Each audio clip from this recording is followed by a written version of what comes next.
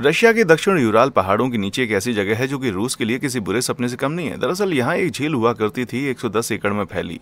ये लगभग 83 फुटबॉल मैदानों के बराबर थी। हालांकि इस झील का विशाल आकार उसकी गहराई नहीं, बल्कि इसमें दफन राज इसे खौफनाक बनाते हैं। तो तैयार हो जाइए एक ऐसी कहानी सुनने के लिए जो आपके होश उड़ा देगी। ये है खौफनाक पर सच्ची कहानी कराची झील की।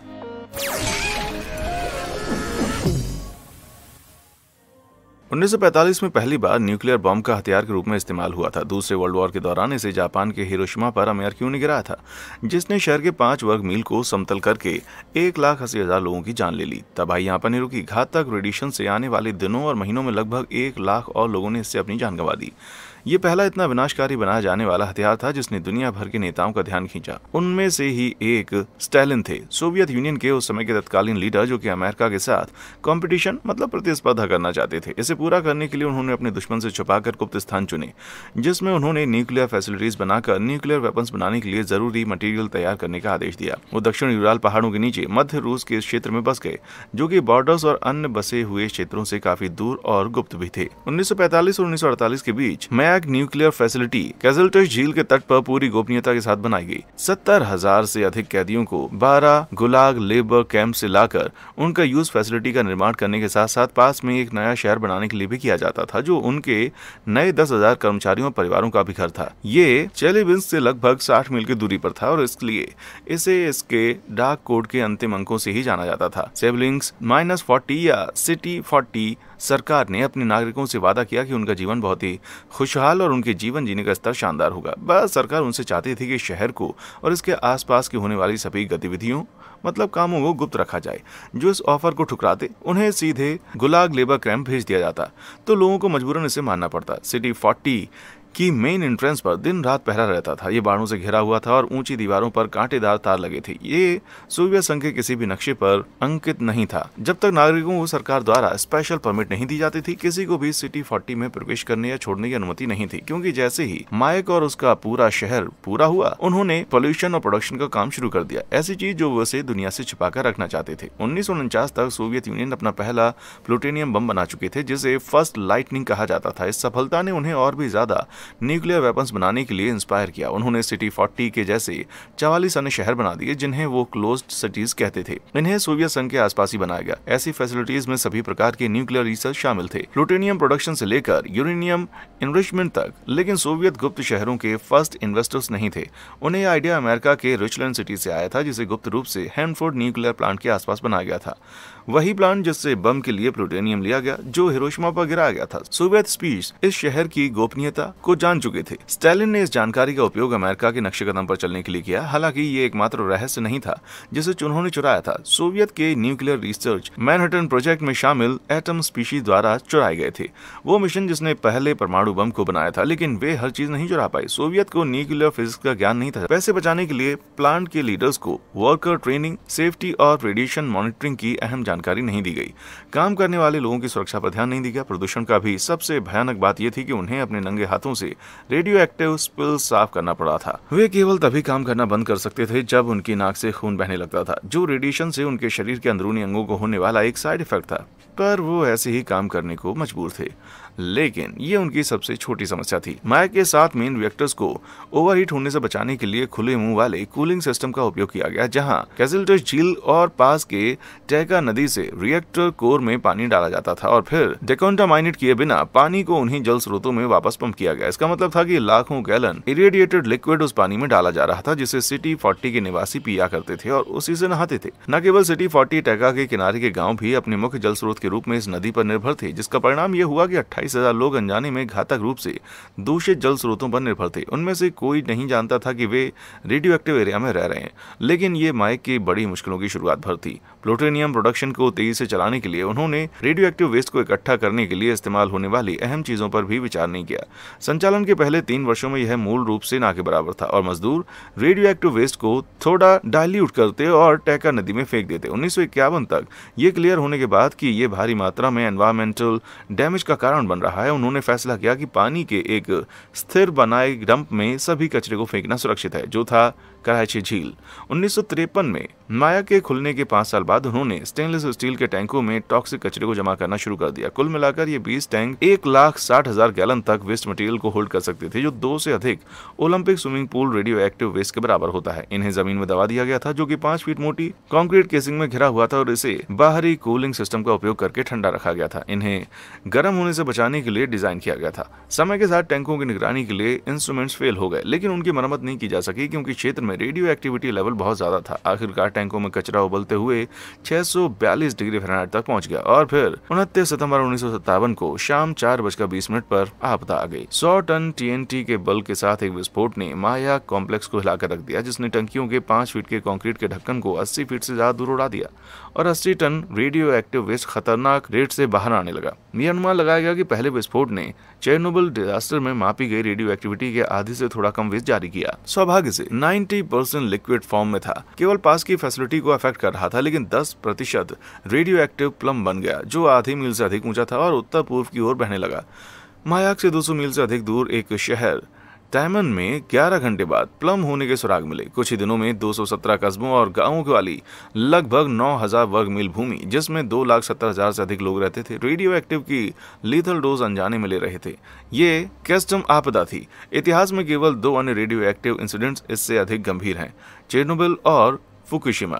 जैसी पानी की सप्लाई तेजी से दूषित हुई, सरकार घबराने लगी। उन्होंने गणना की कि आपदा स्थल से नीचे के 3 गांवों बेड्रनिश, स्लेटिकोवा और गैलिकेवा को 1 महीने के भीतर एक बड़ी मात्रा में लीथल रेडिएशन डोज प्राप्त हो गई। उस समय रेडिएशन की मात्रा को रेड में नापा जाता था। किसी व्यक्ति के क्रोमोसोम्स को हैविली डैमेज करने के लिए सिर्फ 5 रेड्स काफी थे, लेकिन इन गाँव के नागरिकों को 300 रेड्स तक की लीथल रेडिएशन डोज प्राप्त हो गई। इसका मतलब था रेडिएशन सिकनेस, बोन मैरो और इंटेस्टाइनल डिस्ट्रक्शन। 10 दिन बाद लगभग 1500 लोगों वाले इस गांव को खाली करा दिया। गांव को नष्ट कर दिया गया, जहां संभव हो भस्म कर दिया गया, लेकिन बचे हुए लोगों को कुछ नहीं बताया गया।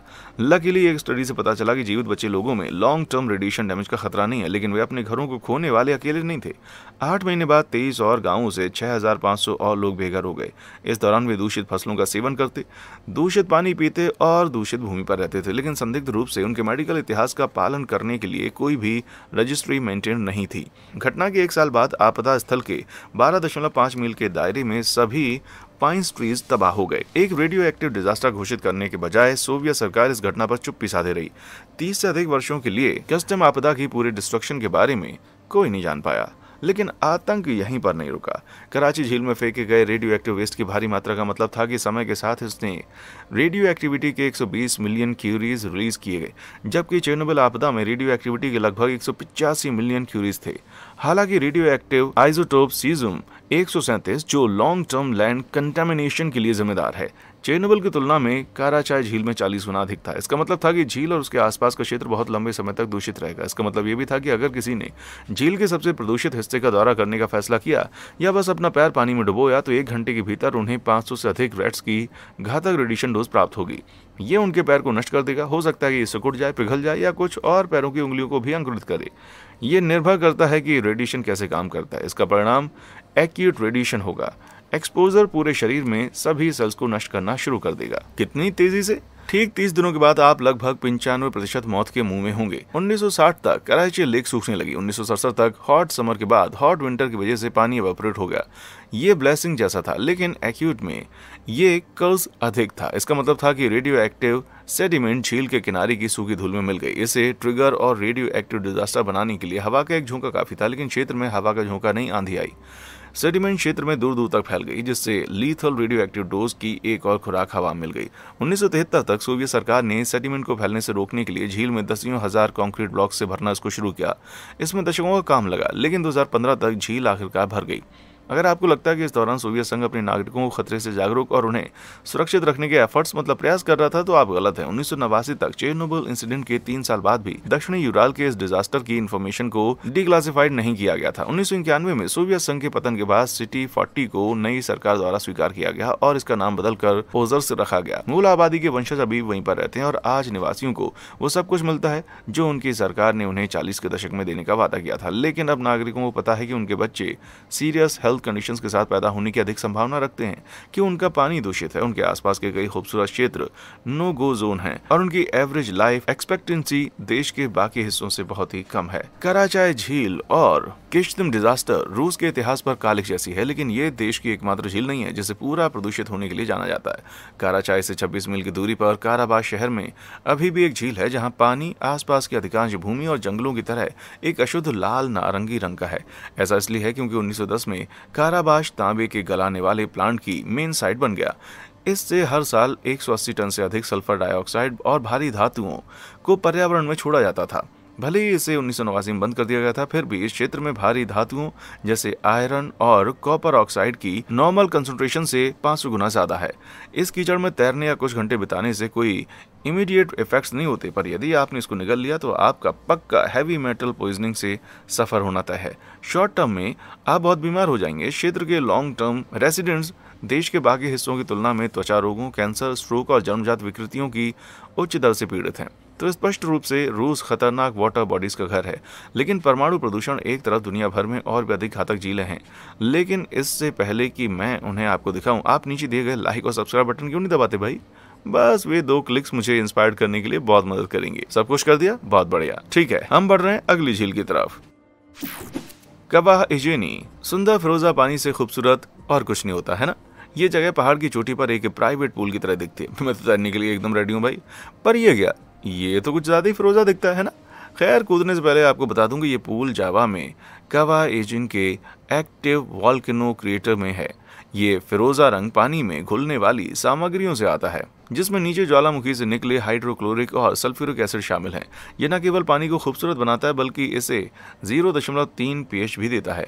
जो लोग विज्ञान नहीं बोलते हैं उनके लिए क्लियर कर दूं, न्यूट्रल एलिमेंट्स जैसे पानी का pH लगभग 7 और पेट के एसिड का pH 1 होता है। मतलब कि ये कोरेसिव है, इतना कि यदि आप अपने पैर को इस पूल में डुबोते हैं थोड़ी देर के लिए भी तो आप केमिकल बर्न के शिकार हो सकते हैं। ये डिपेंड करता है कि सॉल्यूशन आपकी त्वचा में कितनी दूर तक गया है। मैं लाल चिड़चिड़ी त्वचा, फफोले, यहाँ तक कि झुलसने की बात कर रहा हूँ, लेकिन अगर आप इसमें स्विमिंग करते हैं और काफी वक्त तक करते हैं तो आपका पूरा शरीर, यहाँ तक कि आपके दांत भी 15 घंटे में इसमें घुल जाएंगे। बाप रे, मैं तो स्विम शॉर्ट्स नीचे रख रहा हूँ।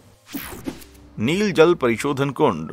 अगर मैं कहूँ कि फिरोजा पानी सिर्फ एक्टिव वॉल्केनोज के क्रेटर में नहीं पाया जाता है तो जी हाँ, यूके में एक और ऐसी झील है, डर्बीशायर इलाकों में खोदे गए गड्ढे में पाई जा सकती है। यह है ब्लू लगून। जी हाँ, या यूं कहीं कि कभी हुआ करता था। 2013 में और फिर 2020 में स्थानीय परिषद ने उत्सुक तैराकों को इसमें तैरने से रोकने के लिए नीले पानी का काला रंग दिया। क्यों? क्योंकि ये विषैला होता है। एक्चुअली ये एक पुरानी चूना पत्थर की खदान में स्थित है, जिसे 1952 में इसका उपयोग न करने के बाद रॉयल एयरफोर्स ने 1960 तक यहाँ केमिकल वेपन्स स्टोर किए। आखिरकार इसे खाली कर दिया गया और फिर वर्षा जल इकट्ठा करने के लिए छोड़ दिया गया। लेकिन पानी फिरोजा हो गया क्योंकि चूना पत्थर की चट्टानों ने कैल्साइट क्रिस्टल्स को पानी में बहा दिया, जिससे झील का pH 11.3 हो गया। इस लैगून में पानी के पास कहीं भी जाना एक भयानक विचार है। त्वचा में जलन, पेट की समस्याओं, यहाँ तक कि रैशेस के बारे में चेतावनी देने वाले संकेतों के बावजूद लॉकडाउन के दौरान लोगों को इसकी चपेट में आने से नहीं रोका जा सका। यहाँ तक कि जितने भी मरे हुए जानवर और कचरा इन वर्षों में इन घातक पानी में घुस गए हैं, वे भी उन्हें दूर रखने के लिए पर्याप्त नहीं थे। हो सकता है कि इस लैगून को एक नया संकेत चाहिए जिस पर लिखा हो केवल बेवकूफ यहाँ पर तैरे। समझदार को इशारा काफी है। बर्कले पिटा। बट्टे मोंटाना का क्षितिज किसी भी अन्य शहर की तरह दिखता है जब तक आप विशाल 1 मील लंबे और आधे मील चौड़े गड्ढे का परिचय नहीं देखते, जो खतरनाक काले और लाल लिक्विड से भरा 1780 फीट गहरा है। ये बर्कली पिट है, जो कि 1950 के दशक में खोदी गई एक खुली तांबे की खदान थी। यहाँ एक दिन में लगभग 17,000 टन तांबा प्रोड्यूस होता था। हालांकि मुनाफा घटने के बाद 1982 में इसको बंद कर दिया गया। उन्होंने भूजल को वहीं पर रखते हुए पंपों को बंद कर दिया और गड्ढे में बाढ़ आ गई। लेकिन उस पानी में आर्सेनिक, कैडमियम, जिंक और सल्फ्यूरिक एसिड जैसे चट्टान से निकले रसायनों और धातुओं की भरपूर मात्रा थी, जो इसे ऐसा रंग दे रहा था। और फिर 1995 में इसके पानी में 342 स्नोगीज का एक झुंड मृत पाया गया। वे एक तूफान से बचने के लिए झील में आराम कर रहे थे, लेकिन उन्हें कम ही पता था कि झील का pH 2.5 था, मतलब ये एसिडिक था।